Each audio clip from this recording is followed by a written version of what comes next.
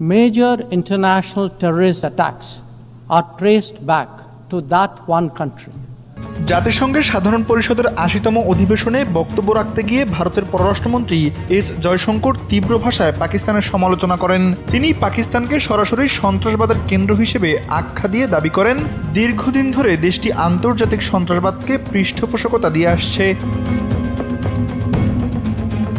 জয়শঙ্কর বলেন, সন্ত্রাসবাদের মূল শিকড় একটি রাষ্ট্রের ভেতরেই রোপিত হয়েছে। যখন সন্ত্রাসী সংগঠনগুলো লালন পালন করা হয় এবং তাদের কর্মকাণ্ডকে গৌরব হিসেবে তুলে ধরা হয়, তখন বিশ্ব সম্প্রদায়ের উচিত এই ধরনের কর্মকাণ্ডের কঠোর নিন্দা জানানো।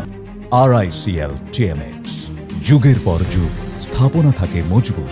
কয়েক দশক ধরে ভারতের সংগঠিত বড় বড় সন্ত্রাসী হামলার সঙ্গে পাকিস্তানের সরাসরি যোগসূত্র রয়েছে। ভারতের স্বাধীনতার পর থেকে দেশটি সন্ত্রাসবাদের বিরুদ্ধে লড়াই চালিয়ে আসছে বলে উল্লেখ করেন তিনি।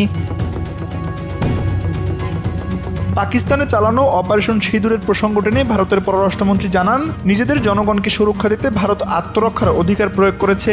পাশাপাশি যেসব সন্ত্রাসী হামলা সংগঠিত করেছে তাদের অনেককে বিচারের আওতায় আনা হয়েছে। জয়শঙ্কর আরও বলেন, শুধু সন্ত্রাসী গোষ্ঠীগুলোর বিরুদ্ধে লড়াই করাই যথেষ্ট নয়, বরং তাদের অর্থায়নের পথগুলো বন্ধ করতে হবে।